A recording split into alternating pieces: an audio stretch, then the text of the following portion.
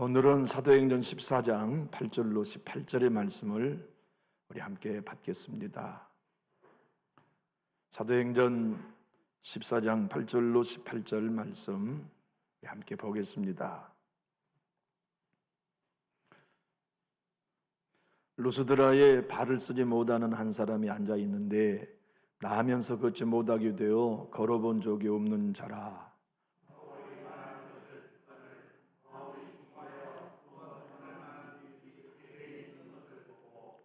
큰 소리로 이르되 내 발로 바로 일어서라 하니 그 사람이 일어나 걷는지라.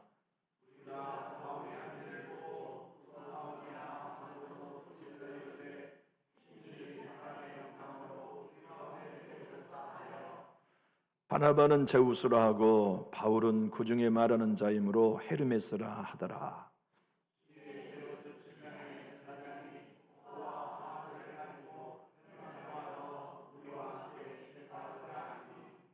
두 사도 바나바와 바울이 듣고 옷을 찢고 무리 가운데 뛰어 들어가서 소리질러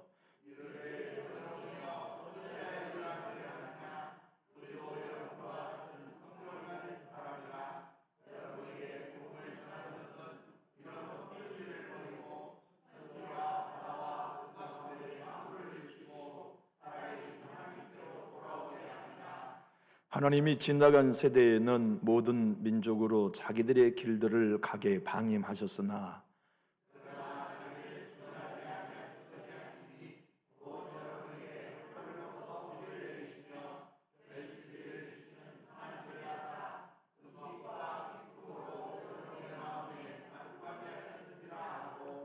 이렇게 말하여 겨우 무리를 말려 자기들에게 제사를 못하게 하니라. 아멘. 참 장애를 가지고 태어난다는 건 참 아픔인 것 같아요. 한 사람이 선천적으로 장애를 가지고 태어남으로써 본인도 일생 당하는 고통이 너무 크고 가족들도 그 고통을 오롯이 감당해낸다는 게 절대로 쉽지 않다는 걸 저는 저희 큰형님을 통해서 경험했어요. 쌍둥이로 태어난 큰딸이 뇌성마비로 태어나서 35 천국 갈 때까지 오늘 본문의 주인공처럼 한 번도 일어서 보지 못했어요. 한 번도 말 한마디 못했고 한 번도 숟가락 잡아본 적이 없고 35년 동안 한 번도 엄마, 아빠를 불러보지 못한 채 그저 어머니 품에 35년을 지내다가 천국 갔어요. 지금도 저희 형수님은 그 딸이 너무 보고 싶대요. 그 딸을 잃은 것이 세상 모든 걸 잃은 것 같대요. 그 딸로 온몸은 부서져서 오른쪽 어깨도 다 나가고. 왜 안 그랬겠어요? 그 35을 먹은 딸을 35년 동안 어머니가 안고 살았으니 왼쪽 어깨 다 나가고 지금은 온몸이 골병이 들어서 진통제가 아니면 잠을 이루지 못하는 그런 형수님을 뵈면 미안해요. 정말 미안해요. 정말 미안해요. 정말 미안해요.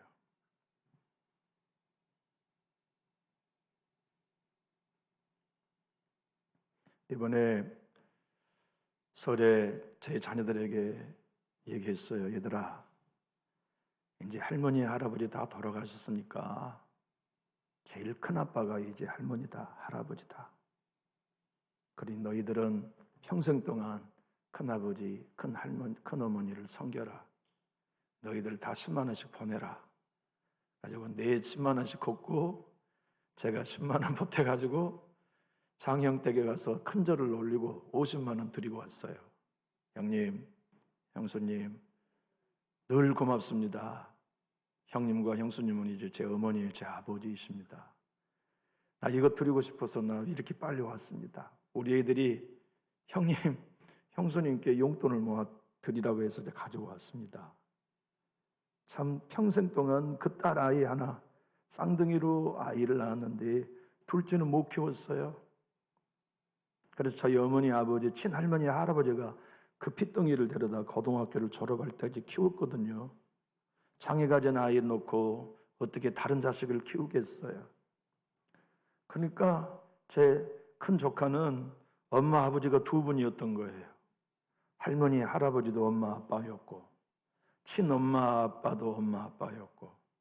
그래서 걔가 할머니를 돌아가실 때까지 모신 이유가 그거예요. 나도 자식이라고.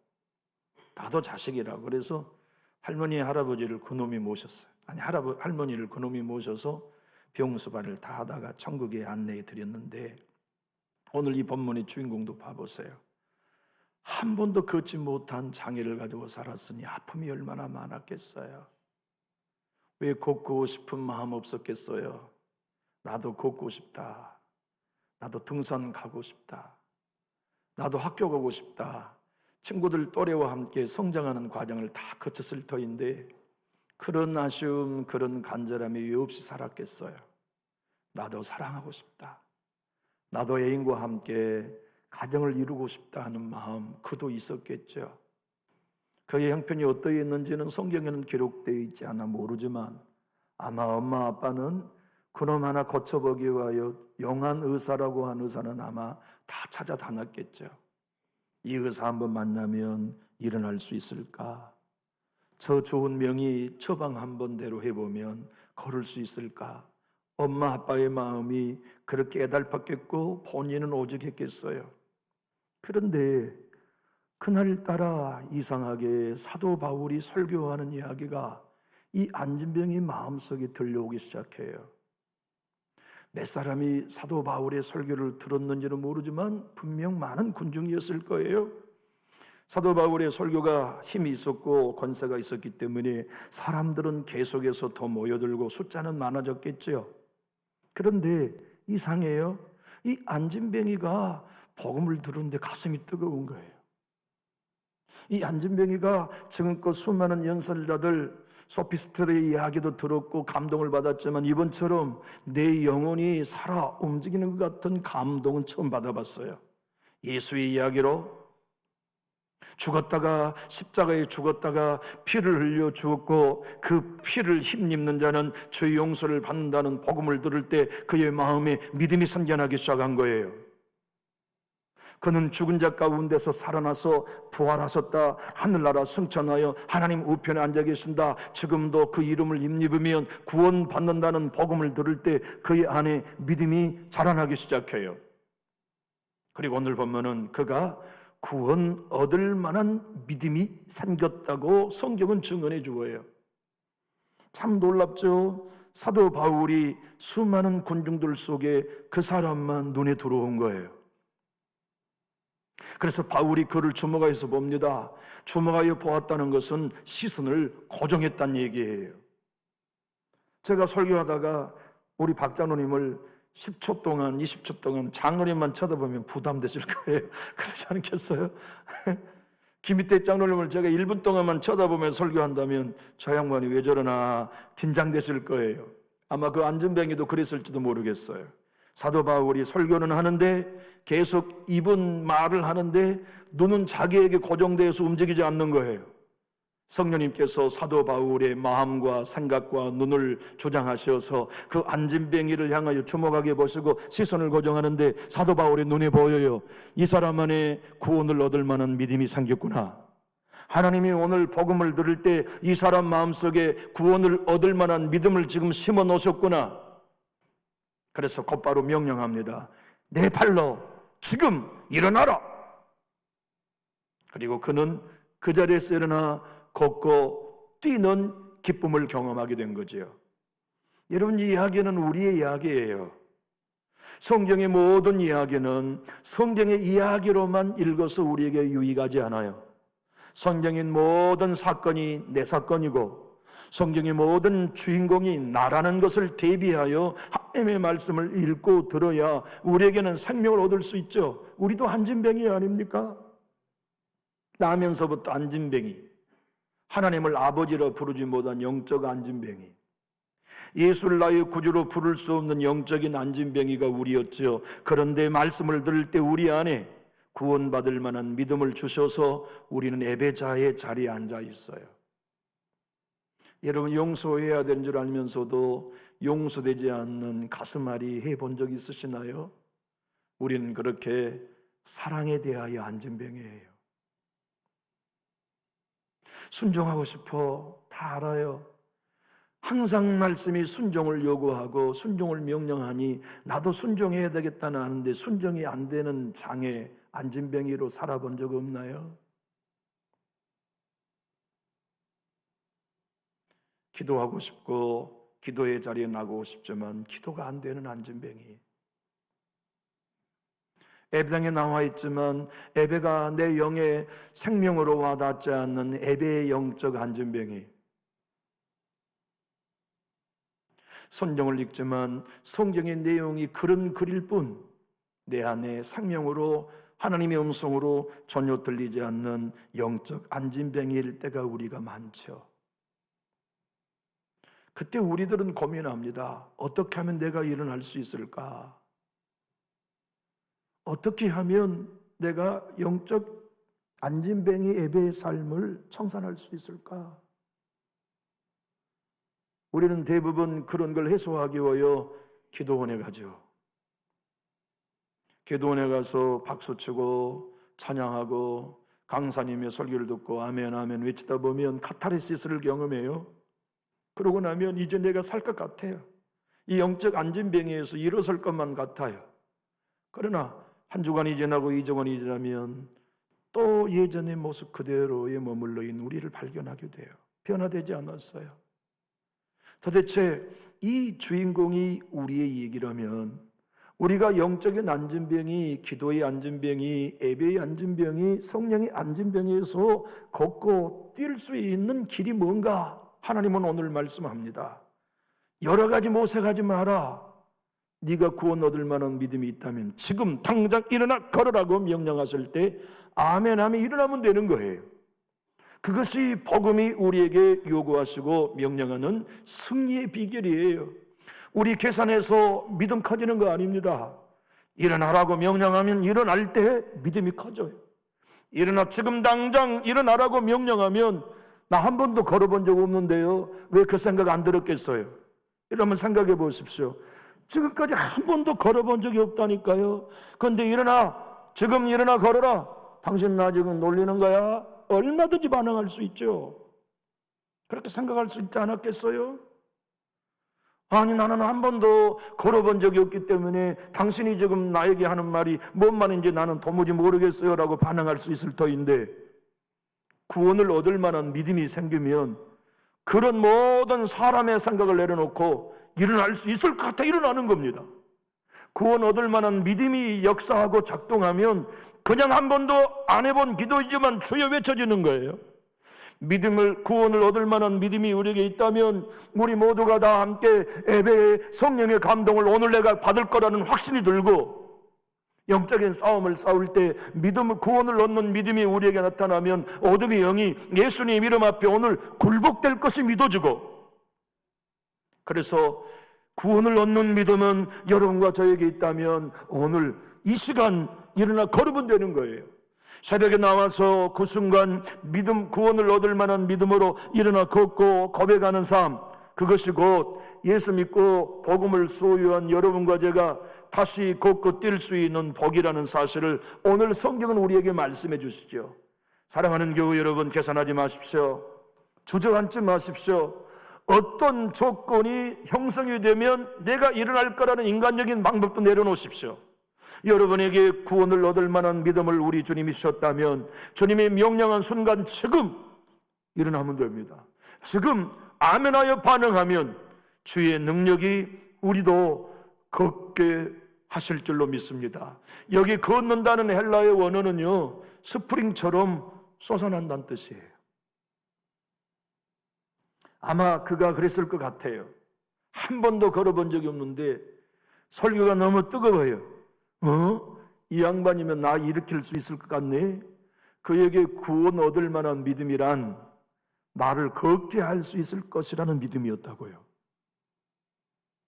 그래서 그가 설교하다 말고 자기를 째려보더니 너 지금 일어나 걸어라 명령하자 그는 그 자리에서 한 번도 시도해보지 않은 일을 스프링처럼 솟아나서 뛰어 일어났다는 얘기예요. 사랑하는 교회 여러분, 우리가 언제 예비 동작하면서 구원받았나요? 예수 그리스도를 믿는 그 순간 구원 얻었잖아요. 우리가 언제 성령님을 한 40일 예비 신앙을 하면서 받았나요? 주님이 성령을 부어주신 그 순간 값없이 거저받았나요? 우리의 중생이 교회 다닌 한 12년 채워지니까 얻어졌나요? 성령이 어디서 바람처럼 왔다 부는지 모르지만 내 안에 예수가 믿어지는 구원 얻을 만한 믿음을 주셨기에 예수를 나의 구주로 고백한 순간, 그 순간 바로 그 자리에서 얻은 선물이었나요? 구원도 그렇게 얻었고 중생도 그렇게 얻었으며 하나님의 자녀가 되는 것도 죄사함도 그렇게 얻었다면 우리 안진병의 영성이 일어나는 것도 주님의 명령에 순종하여 지금 일어나라 하면 일어나면 되는 거예요. 지금 부르짖으라 하면 부르짖으면 되는 겁니다. 남 탓할 필요 없어요. 다른 사람 원인 돌릴 필요 없이 주님이 오늘 일러주시는 말씀 그대로 우리 오늘 8절로 10절 한번 읽어볼까요? 시작. 루스드라에 발을 쓰지 못하는 한 사람이 앉아 있는데 나면서 걷지 못하게 되어 걸어본 적이 없는 자라. 바울이 말하는 것을 듣거늘 바울이 주목하여 구원받을 만한 믿음이 그에게 있는 것을 보고 큰 소리로 이르되 내 발로 바로 일어서라 하니 그 사람이 일어나 걷는지라.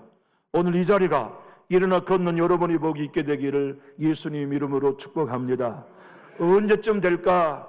그러면 못 일어납니다. 어떻게 하면 내가 좀 더 일어날 수 있을까? 그러면 못 일어납니다.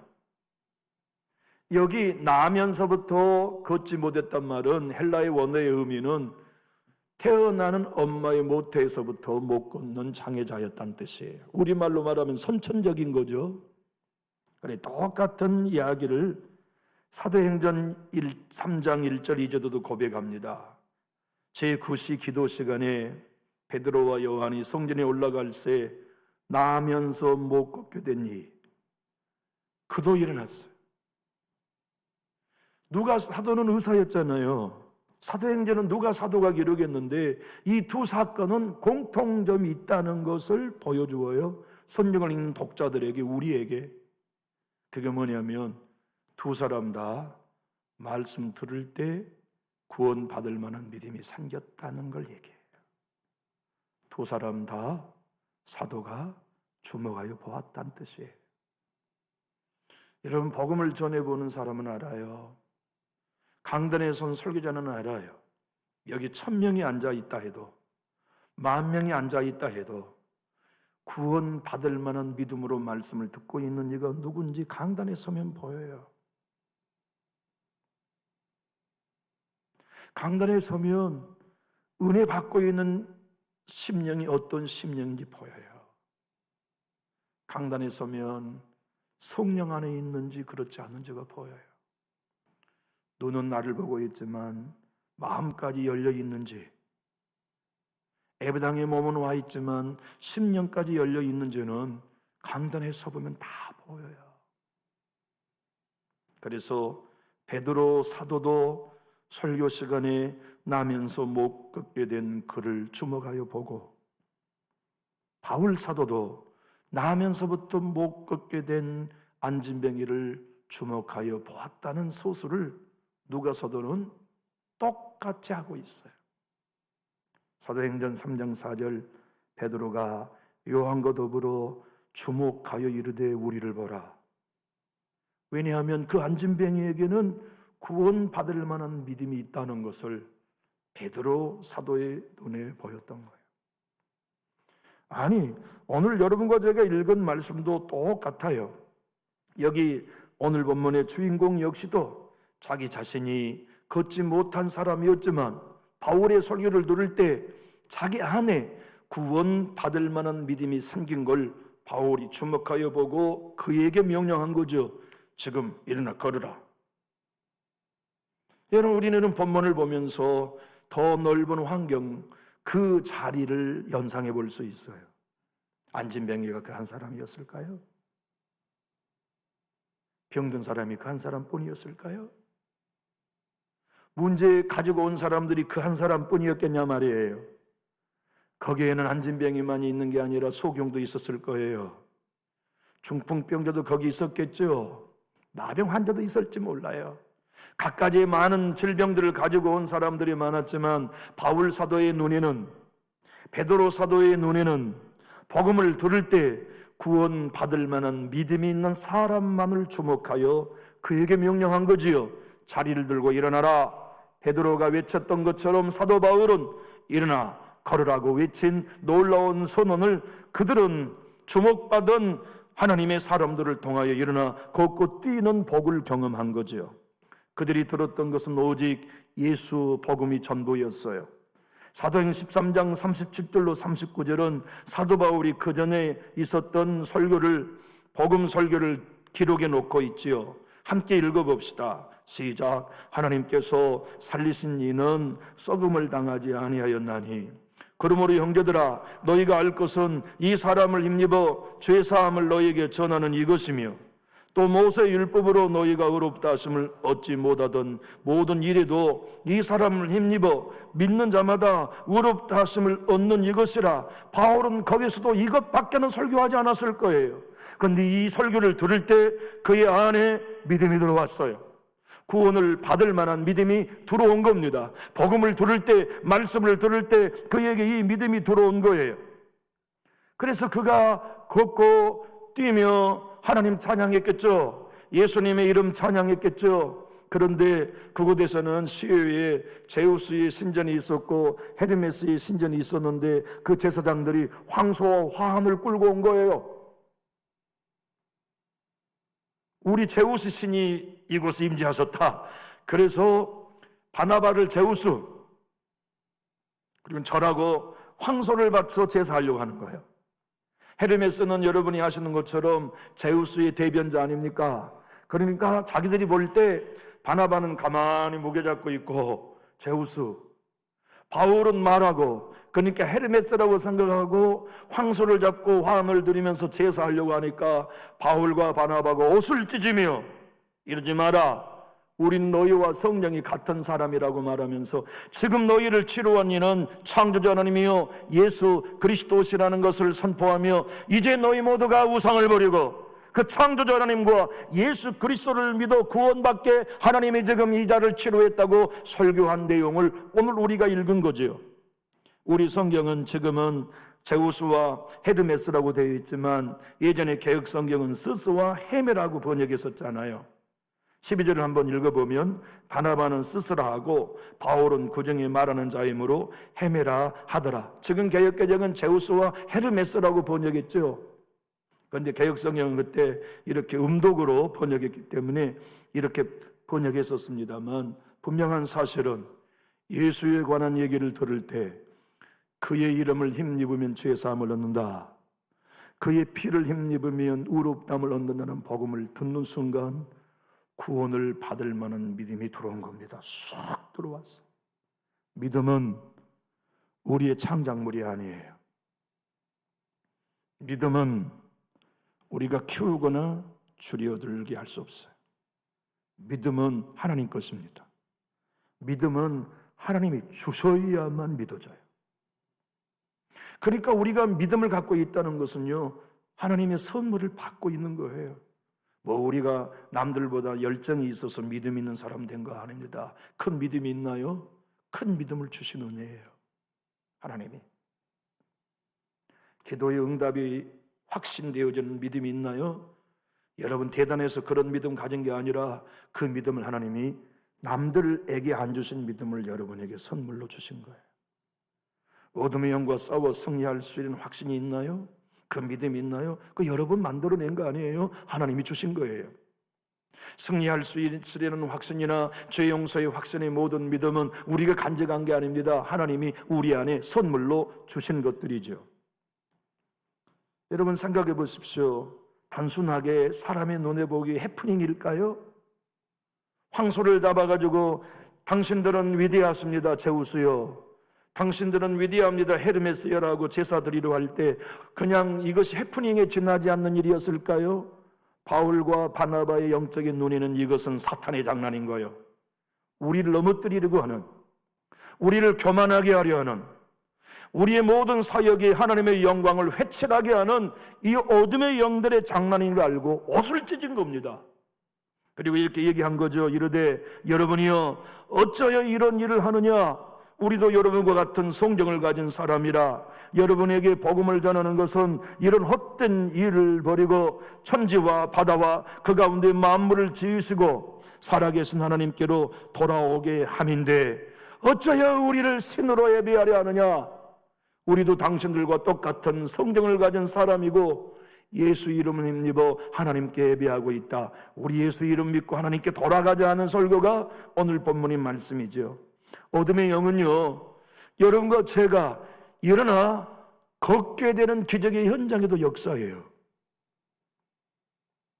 여러분 한준비가 일어나서 걷고 뛰며 하나님을 찬양하는 그 영광된 자리에 사탄은 이렇게 교묘하게 역사하잖아요. 우리가 일어납니다. 이제 내가 기도가 됩니다. 이제 용서가 됩니다. 그러면 그 순간 그러지 못한 성도들을 정죄하고 있다면 이미 사탄의 덫에 걸려 있는 거예요. 어둠의 영은 이렇게 교묘하게 역사합니다. 어둠의 영은 이렇게 치밀하게 선줄로 알면 넘어지도록 역사하는 놈이 교회 안에 역사하는 어둠의 영이요, 여러분과 저에게 지금도 역사하고 있는 어둠의 영들이죠. 결국 여러분들과 제가 교회에 나와 저도 하나님의 말씀을 전하는 목사로서 주님의 말씀을 구원 얻을 만한 믿음으로 받고 전하고, 여러분도 하나님 전에 나와 말씀을 들을 때마다 구원을 얻을 만한 믿음으로 받아 아멘하고, 이것이 여러분과 저의 평생의 능력이 되기를 우리 주 예수 그리스도의 이름으로 축복합니다. 우리 성경 몰라요. 여러분과 저 성경 모릅니다.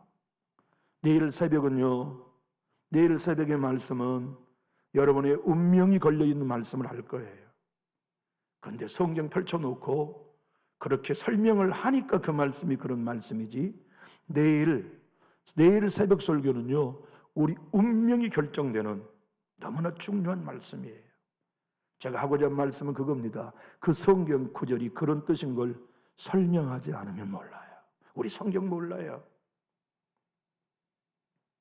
그래서 가난한 마음으로 예배해야 해요. 나 성경 좀 안다는 교만 절대 갖지 마세요. 나 정도는 기독교의 기본 진리가 탄탄히 되어 있다는 착각도 하지 마세요. 난 무지한 사람이라고, 나는 하나님의 성경에 대해 아는 바가 전혀 없다고, 하나님 오늘 또 말씀하시고 깨닫게 해주십시오 하는 배고픔과 목마름이 여러분과 저에게 있어야 해요. 그것 있어야만 뭐합니까? 말씀을 들을 때 구원받을 만한 믿음이 작동해요. 나 다 아는 성경이라고 생각하면 구원받을 믿음이 우리 안에 작동될까요? 교만만 작동하고 졸리기만 하죠. 성경은 그래서 오늘 본문 14장 9절을 딱 못 박아 그 원리를 설명해 놓았어요. 바울이 말하는 것을 듣거늘, 믿음으로 들어야 구원 얻을 만한 믿음이 와요. 믿음으로 들어야 일어나라 하는 말씀이 믿어져요. 믿음으로 듣고 주님의 말씀을 성령으로 들어야만 그가 내가 일어나 스프링처럼 솟아날 수 있을 거라는 확신 앞에 아멘하고 일어서는 거죠. 듣는 것이 우리의 모든 걸 결정합니다. 우리가 하나님의 말씀을 듣고 교회에 나와서 하나님의 말씀을 듣는 태도가 우리 영혼을 결정합니다. 우리의 장래를 결정합니다. 그래서 여러분들 제가 겸손한 마음으로 자기를 부인하고 의해주려고 목마른 상태가 되어서 하나님 말씀하십시오, 무엇이니 제가 듣겠습니다는 이 간절한 마음이 있다면 주님이 왜 구원 얻을 만한 믿음을 여러분과 저에게 안 주시겠어요? 내가 저 성전 맨 뒤에 앉아있는 세리 죄인처럼 하나님 나는 죄인입니다, 나는 불쌍히 여기시는 은혜 없이는 설 수 없습니다는 마음으로 이전에 앉아 있다면 왜 여러분과 저에게 구원을 얻을 만한 믿음을 안 주시겠냔 말이에요. 무거운 마음, 불편한 마음, 반대하는 마음, 계산하는 마음, 저에게는 왜 또 저렇게 하는 거야? 뭔 얘기 들은 거 아니야? 인간적인 방법으로 계산하면서 예배당에 나와 말씀을 듣는다면 어떻게 구원받을 만한 믿음이 우리에게 작동되겠냐 말이에요. 강단에 선 목회자의 설교를 들을 때 여러분 계산하지 마십시오. 저도 계산 안 해요. 하나님의 말씀을 있는 그대로 증거하고 있는 그대로 선포하면서 오늘도 저도 신뢰하며 하나님의 도움을 구하는 것은 바울이 외쳤던 그대로 로마서 10장 17절의 말씀처럼 그러므로 믿음은 들음에서 나며 들음은 그리스도의 말씀으로 말미암는라는 믿습니다. 오늘 예배당에 나오는 성도들이 믿음으로 말씀을 듣는 귀를 주십시오. 마음으로 말씀을 듣는 은혜를 주십시오. 그래서 하나님의 말씀으로 모든 성도가 구원을 받는 믿음이 작동되게 해주십시오 하는 소원으로 강단에 서고 있습니다. 사랑하는 성도 여러분, 쉬운 성경은 로마서 10장 17절을 이렇게 번역했지요. 큰 소리를 읽어봅시다. 따라서 믿음은 말씀을 듣는 것에서 얻게 되고 말씀 듣는 것은 그리스도의 말씀을 통하여서 얻게 됩니다. 다 수동태입니다. 믿음은 우리가 만들 수 없어요. 얻어야 해요. 무엇을 할 때 말씀을 들을 때만 얻을 수 있어요. 하나님이 주세요. 그때의 그 믿음은 구원을 받을 만한 믿음이요, 일어설 수 있으리라는 믿음이요, 오늘 또 하나님의 살아계심을 내 가정이 경험할 수 있으리라는 믿음이요, 그 믿음 여러분 소유하시고 이 땅에 승리하시고 천국에서도 승리할 수 있기를 우리 주 예수님 이름으로 축복합니다. 그 놀라운 역사를 믿고 신뢰하는 사람들이 오늘 또 구원의 역사 스프링처럼 솟아나는 은혜를 경험할 수가 있지요. 존 비비어 목사님은 은혜라는 자기 책에서 이렇게 얘기합니다. 구원을 얻을 만한 믿음은 은혜의 말씀을 들을 때만 임합니다. 은혜의 말씀은 나의 모든 반응과 의향을 자아를 포기하고 말씀에 초점을 맞출 때 들리는 법입니다. 왜 우리 예수님이 팔복을 말씀하실 때 가장 먼저 화평케 하는 자가 복이 있나니라고 말씀하지 아니하시고 심령이 가난한 자가 복이 있다고 제1복을 말씀하셨을까요? 심령이 가난한 복이 있어야만 나머지 7복이 따라오기 때문에 그래요. 마틴 노이스 목사님은 이렇게 얘기합니다. 맞습니다. 우리 예수님의 팔복은 정확하게 계산된 팔복입니다. 심령이 가난한 자에게만 다음 복들이 따라오기 때문입니다. 나 괜찮은 신자라고 생각하는 분 여기 계시나요? 자유이니까 괜찮아요. 그러나 여러분, 그런 생각을 갖는다면 구원 얻을 만한 믿음은 맛볼 수 없어요. 우리가 정말 매일매일 구원 받을 만한 은혜가 필요한 가정 아닙니까? 우리의 자녀들도 교회도 날마다 구원 받을 만한 은혜가 필요하지 않나요? 그러려면 가난해야 합니다. 나 한 것 없다고 생각해야 해요. 나 무지한 사람이라고 생각해야 돼. 오늘 또 복음 들려주지 않으시면 나는 깨달을 수 없는 영적 안진뱅이가 납니다. 주여 불쌍히 여겨주십시오. 은혜 주십시오. 일으키 세워주십시오. 나는 예수님 없이는 안 됩니다 하는 배고프고 가난한 마음 간직하지 않으면 교회 안에 있다 하여도 구원에 얻는 믿음은 여러분과 상관없을지도 몰라요. 아더 핑크 목사님은 오늘 본문을 이렇게 설명합니다. 구원을 받을 만한 믿음이란 자아를 포기하고 자기 모든 권리를 포기하고 십자가에 엎드려야만 얻을 수 있는 복이다. 안진뱅이는 자랑할 것이 없었을 거예요. 그가 가난한 사람을 도하나 받겠어요? 그가 헐벗은 사람에게 옷을 한 번이나 줘봤겠어요? 거기 나와 있는 많은 사람들은 자기가 지난날 살아오면서 했던 공로, 업적, 자랑들 하나씩은 다 가지고 있든지 마음속에 가득했을지 몰라도 나면서부터 안진병이었던 그는 자기 의의라는 게 하나도 없어요. 단지 하나, 은혜 입어야만 산다는 가난한 마음, 배고픈 마음. 그래서 자기 생각, 자기 계산, 자기 업적 하나도 없이 하나님의 은혜를 사모하는 마음 간직한 거지요. 맹인으로 살았던 화니크로스 여사 얘기를 제가 많이 했습니다.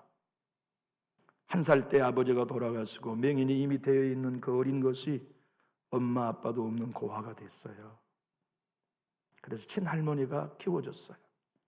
다행스럽게 친할머니는 믿음의 사람이었어요. 그래서 그 손주를 안고 날마다 성경을 읽어준 거죠. 맹인이 된 이 손주가 할머니가 읽어준 성경 말씀을 들을 때 믿음이 생겼어요. 그래서 89세에 세상을 뜰 때까지 12,000곡의 찬송가를 썼어요. 우리가 좋아하는 한국의 찬송가 중에 가장 많은 찬송가가 그 여인이 쓴 찬양입니다.